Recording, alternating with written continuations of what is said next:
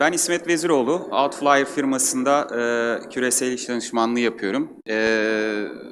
Öncelikle sunuma başlamadan önce herkese bir sormak isterim. Daha önce hiç drone kullanmış ya da kullanmayı denemiş birileri var mı?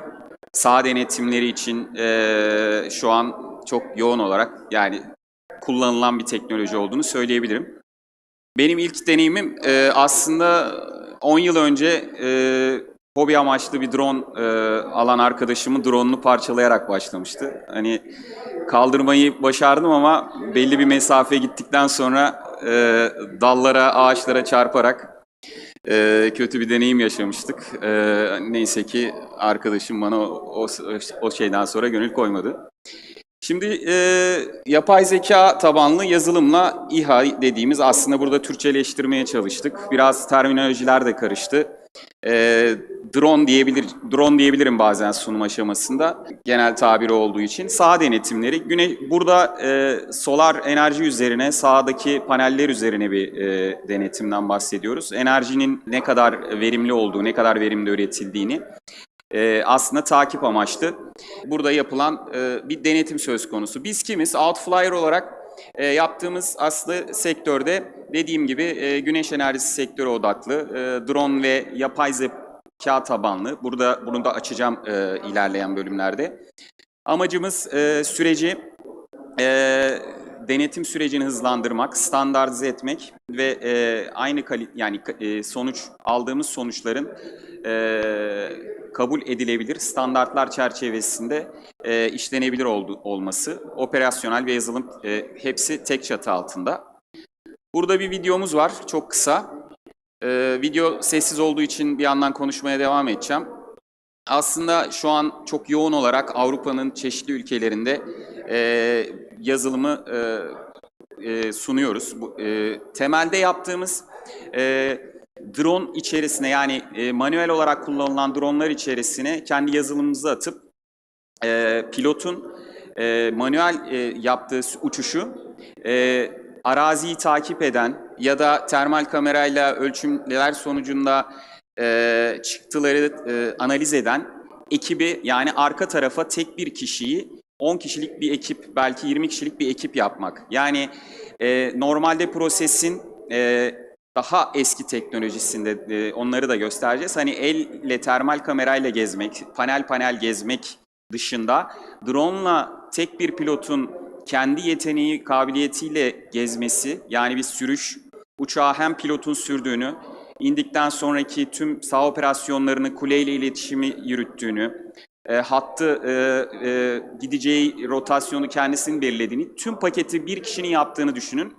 Bu tabii ki günümüz gelişen teknolojisinde çok imkansız, doğru sonuçlar vermeyecektir. Biz aynı kişinin bizim yazılımımızı kullanarak ve gene aynı kendi drone'unu kullanarak bir ekip olmasını sağlıyoruz. Tek kişilik bir ekip aslında Outflyer kullanıcısı. Bu noktada hani sektörün ihtiyaçları tabii ki bunu getiriyor. Şu an birçoğumuz kendi zihninde oturttuğu bir raporu, bir maili, bir çalışmayı çeşitli yapay zeka tool'larıyla aslında bir formalize ediyor. Yani onu kullanarak yapmıyorsa da onun aracılığıyla kendini bir ekip yapıyor. Aynı zamanda projenin farklı aşamalarını geliştirebiliyor. Biz de bu aşamada bir sahayı tek panel panel kontrol etmek yerine ya da tek bir pilotun drone'la hem uçuşu yapması hem sonrasında ekibe gönderip analizleri yapılması yerine bu sorunu gördük ve bu noktada aslında eski teknolojiyi artık bırakıp yani tüm sahayı kapsayacak bir şekle döndürmeye çalıştık.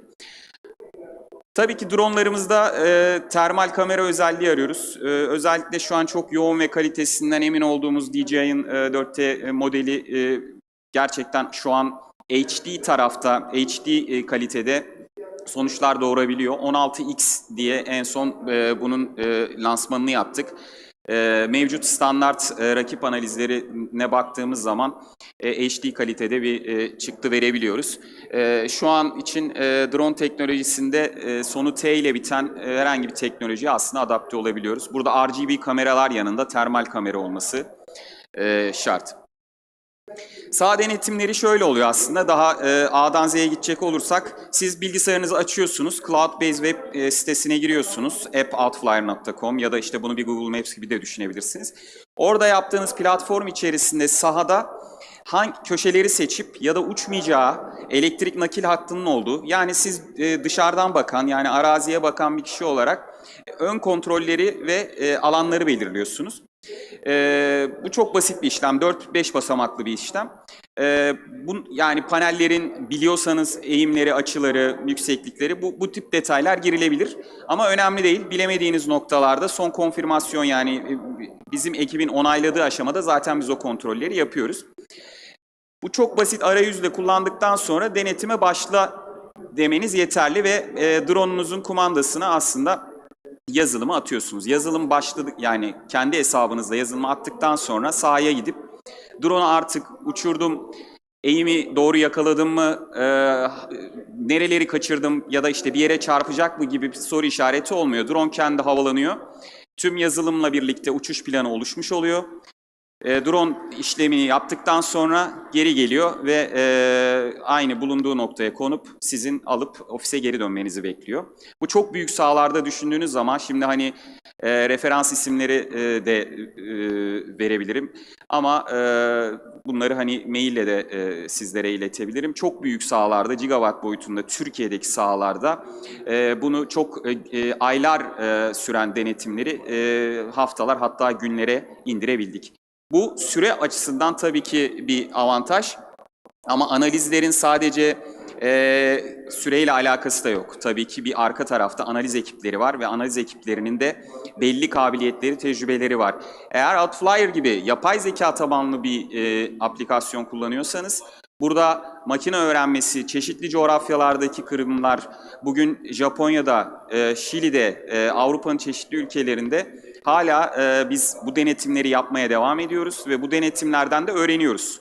Her yeni failure, her yeni kırık, her yeni hata bizim hem modelimizde hem de ekiplerimiz içerisinde öğrenim sağlıyor. Tamamıyla yapay zeka mühendisleriyle çalışıyoruz. Aynı zamanda PV üzerine uzmanlaşmış ekiplerimizle birlikte hatalar üzerinde detaylı analizler yapıyoruz.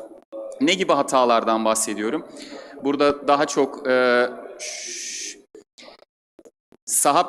saha özelinde gördüğünüz gibi kategorize ettiğimiz, renklerdiğimiz hatanın boyutunu, ne kadar önemli, kritik olması, hangi panel olduğu, hangi sırada olduğuna kadar, panelin teknik detaylarına kadar analizlerde çıkartabiliyoruz ve çıkardığımız, örneğin hotspot olması ya da üzerinde bir farklı bir kırık olması doludan ya da başka bir sebepten, bunları analizlerimizde tek tek raporluyoruz ve o raporlar çerçevesinde de çıktıları sizlerle paylaşıyoruz. Dediğim gibi burada operasyonel süreci kısaltmak amaç. Bir yandan da bunu standart haline getirmek. Tek bir beynin, büyümüş bir beynin herhangi bir sahanızda, herhangi bir bölgenizde aynı yorumla, aynı uzmanlıkla işi yapabilmesi. Bu çok sayıda sahası olan bir müşterinin sorunu da olabilir. İşte Urfa'da, Edirne'de ya da başka ülkelerde sahası var ve farklı personeller gönderip farklı sonuçlar da gelebilir. Aynı bakış açısı olmayabilir. Bunu tekleştirip standartlaştırıyoruz. Aynı zamanda da her sorunun, her kırığın, yani çok farklı örnekler geliyor önümüze, hangi coğrafi koşullarda olduğunu da görebiliyoruz.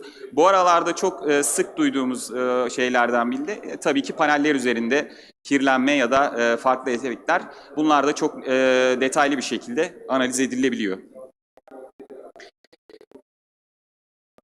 Süreci aslında sizin sahanızın ya da teknolojinizin ihtiyacına göre belirleniyor. Yani bir çatı projesi olabilir ya da bir arazi projesi olabilir.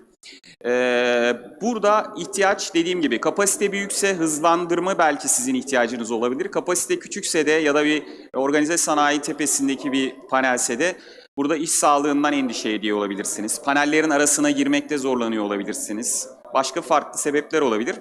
Drone her zaman burada işinizi çözecektir ve aynı zamanda dediğim gibi ortadaki IAC standardının belli kriterleri var. Belli bir metrede uçmanız gerekiyor, belli bir hava ışınım değerine ulaşmanız gerekiyor ki standardın istediği checklisti doldurabilirsiniz. Bunu manuel olarak takip etmek ya da yapmak gerçekten çok çetrefilli bir süreç. Bunu hani otomatize ettiğiniz ve sadece on-off yaptığınız bir süreci düşündüğünüz zaman aslında çok büyük bir konfor. Bunu ben bazen şeye benzetiyorum. İlk arabalar elektrikliye başladığı zaman işte motorlu da ya da manuelde ısrar etme gibi düşünüyorum. Bu teknolojide tabii ki bir add-on'dur. Yani sonuçta mevcut sistemin üzerine konfor ve standartlaştırmadır. O sebeple başlangıçta soru işaretleri olabilir. Bunları cevaplamaya hazırız. Ama bu teknolojinin gelmekte olduğunu değil, artık geldiğini söyleyebilirim. Drone'la süreci yöneten ya da inspection yapan, ki orada da bir parantez açacağım. Türkiye'de işte bundan 10-15 yıl önce ilk third party firmalar saha denetimleri için sertifikasyon fikrini attıkları zaman yatırımcılar ya da EPC'ler buna çok şaşırmışlardı. Yani böyle bir ihtiyacın neden olduğunu. Çünkü zaten biz kuruyoruz, biz yapıyoruz. Hani turnkey yaptığımız bir projeydi.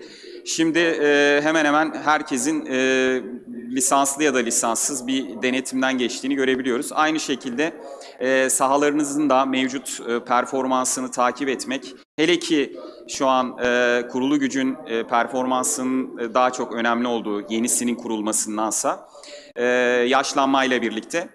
Bu noktada drone'la inspection yapan herkesin Outflyer kullanmasını öneririm.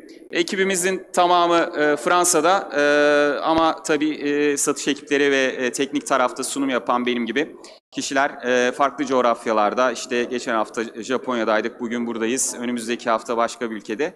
Her zaman bekleriz. Hall 4'te A8'deyiz. Teşekkürler.